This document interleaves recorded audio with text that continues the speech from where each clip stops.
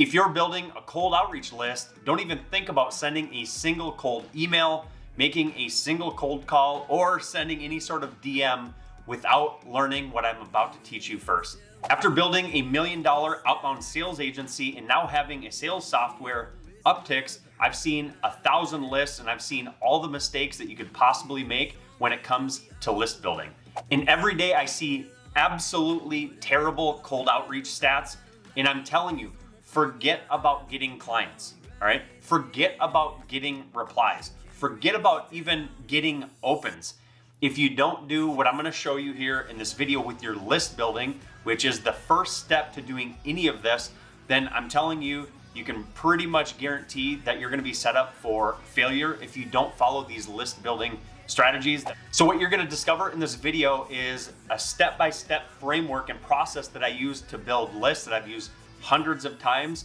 And I'm gonna actually hop on the computer and show you exactly how to build a list, right? And then the actual process that we go once the list is built to make sure that we're reaching out to the best prospects and ensuring that we're getting the best conversion rates to ensure that you're not having problems that you're probably used to having with your cold outreach. And if you don't follow these steps, what you're ultimately gonna end up having is issues with landing in spam if you're doing cold email, or wasting a boatload of time with cold calling or social prospecting on prospects that absolutely don't matter. And the last thing you want to do is land in spam and also waste a bunch of your time and money doing the things that really don't make you any sort of money or get you any sort of prospect with your cold outreach. So I'm going to share everything that I know about list building in this video, but first I have a couple questions for you. And I really want you to answer it honestly, okay? So when's the last time that somebody reached out to you for prospecting and it was completely irrelevant to you, right? Maybe a cold email, maybe it was a cold call, maybe it was a DM on social. Just think, when's the last time? Probably relatively recently. How many times have you completely ignored it? Just think for yourself. How many times have you gotten these messages? You completely ignored it, you didn't pay attention, or maybe you've taken it one step further and you've said, I'm not interested, or take me off your list, stop spamming me, or I've reported you as spam. So just think for yourself. If you're getting messages like that, but you're using the same strategies with your outreach and in particular your list building, why would you think that doing the same thing those people are doing is going to yield you different results? All right. So for those of you that don't know me, my name is Patrick Spielman. I'm the founder at Uptix. As I already told you, I built an outbound sales agency. I own Uptix, which is a sales automation platform to help B2B sales teams win customers faster. But enough about me, let's get to the video. Okay, so there's a few key things that I'm gonna go through in just a second, but just to remind you, I'm gonna hop on the computer actually and show you the process that we go through to actually build these lists. But before we do that, there's a couple important things in terms of list building. So as you're building a list, one of the biggest things that you need to do is you need to build what are called personas. All right, so that's step number one. So personas. What's a persona? A persona is basically what you do to segment your lead list. And what I can tell you that you want to do with personas is you want to isolate variables, okay? Variables like location, variables like job title, company size, industry, company tags. You want to get your list built into a persona that is as detailed as possible for who you're trying to target. There's too many of you out there that are trying to just get the cheapest list and just blast as many messages or make as many cold calls as you possibly can, but that's really a death trap, right? So I mentioned a little bit ago, so you're gonna have problems with spam or wasting a ton of time and effort prospecting the people that are not a fit for your product or service. So building personas, and I'm gonna show you exactly how to do this when I get into the screen share in just a couple minutes, okay? So what I can say is that you just need to hyper target as much as possible. One little subcategory of building personas, as you're launching your outreach campaigns, which is a topic for a different day really, is doing cohorting.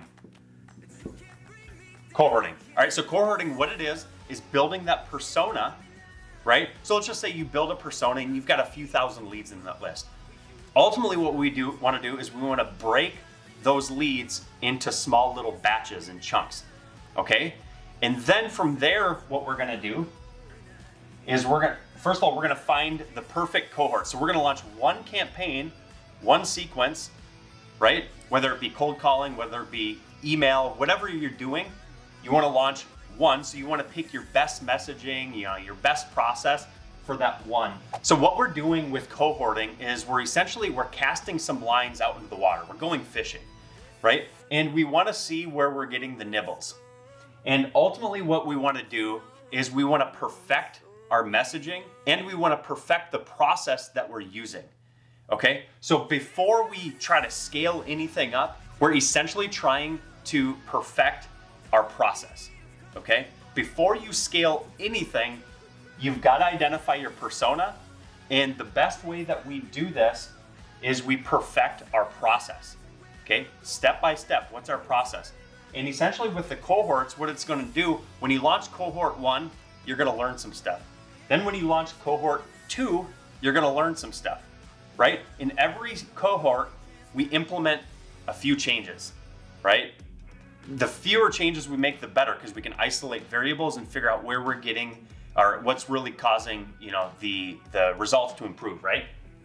But each step of the way, we're learning. And essentially by the time we're done with that, we're gonna perfect our process. So that's the first thing.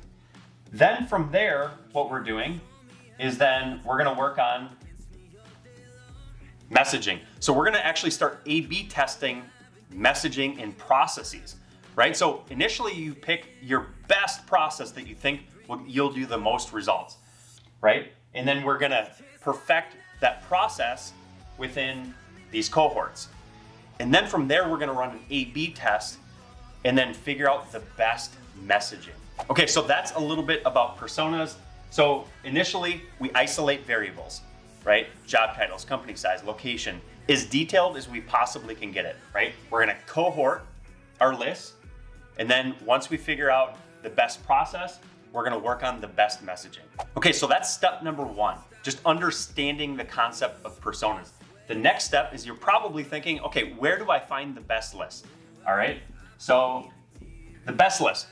In my experience, after doing a lot of prospecting and of course on behalf of other businesses and talking to other business owners and seeing stats, the best way to build a list, in my opinion, is going to a list service. So, I'm sort of agnostic. We use Apollo for a lot of our stuff, and they actually happen to be a competitor of ours and to a certain degree with Uptix, but I really like their list building. But whether you're using Apollo, Seamless, UpLeads, some of these other systems out there, what I really like about it is that they're really maintaining the data. Now, I will say sometimes the data can get stale, right? Because people change jobs and stuff like that. But I'm not really a huge fan of going to like LinkedIn and scraping lists and then running it through another email validation process, or going out and finding emails and then having to validate the emails and then uploading it into a system to do your outreach. There's too many complexities. These list building companies have gotten really good. So you can skip a lot of the headaches. Are you gonna miss a couple leads here and there? Yeah, but you're probably in a position where you've got a pretty big lead list audience that I wouldn't be worried about missing a few leads here and there. And at the end of the day, in your process, you're gonna wanna skip leads anyway who aren't a perfect fit for you, okay? So step number 2 is really, in my opinion, I would just, especially if you're starting out, just go and use one of the list building services. I can just tell you in my experience, but I've done a lot of the scraping online and whatnot, and you really have so many steps in the process, and that's typically reserved for people trying to blast as many emails, which is not what we want to do. And I have other training about why that's a bad thing, and I'll link to that above, but I'm not going to get into it today. That's a topic for a different day that I've already covered. So in this video, I want to get to the third step, and the third step is how to build a list inside of one of these platforms. And I'm gonna use Apollo for my example. So I'm gonna hop onto my computer and do that. But first, if you're getting a little bit of value and you're kind of shaking your head and thinking that this is starting to make sense, I would really love if you would just consider liking the video, maybe even subscribing to the channel. It'd really help us out, and I'd definitely appreciate it. So let's hop over to the computer right now, and I'll do a screen share, and I'll walk you through step by step on how I build the best possible list. All right, so I jumped into my Apollo account here, and again, as I mentioned, Apollo is kind of a competitor, but I really like their list building tool. Feel free to use them if you want. I don't make any money, of course. Maybe I'm kind of stupid. So let me show you how I have a really highly targeted list. So I'm going to show you real quick here the end result of a list that I've built. And the list I've built is for like channel partners. Okay, so I'm going to show you the end result, but then I'm going to walk you through how I actually got to this point. All right, so as you're going to see, I've isolated my variable. So I have a persona built. I have owners and founders in that. Okay, so owners and founders, I'm not going to go through, this isn't a training on Apollo or anything like that, but I've got personas built there. Now I mentioned earlier that you want to isolate locations, right? But this is my end result. So I'll show you kind of my logic here. So I ended up having actually multiple locations, but I'll show you the reason why. And just to give you a little hint, we want to have, of course, a certain size lead list. And at the end of the day, the most important thing is that the leads are relevant. All right. I've got a certain company size range. I've got my industry and my keywords. So this is where really the magic happens, is with the keywording. All right, and I'll show you some of my logic. So I used to make a mistake by having too broad of keywords. All right, so that can be a death trap. So keep that in mind. Having too broad of keywords can be a death trap. All right, and then I've got my exclusion list.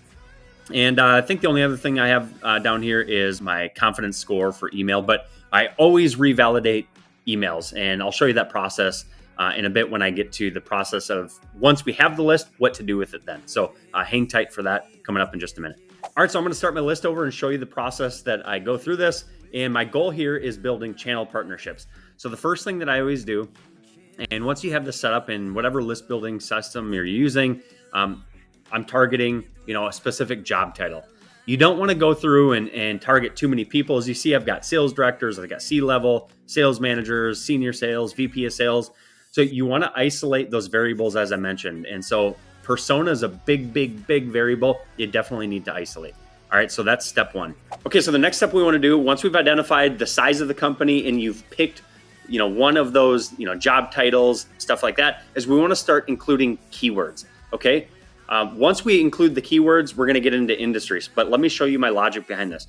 So what I'm going to do is I'm going to start putting in keywords that I know, would be super helpful for me to get in front of. And once we've identified some keywords, and we've looked up similar keywords and we've added these to the list, we're going to have a really good list. So like I put in sales training or sales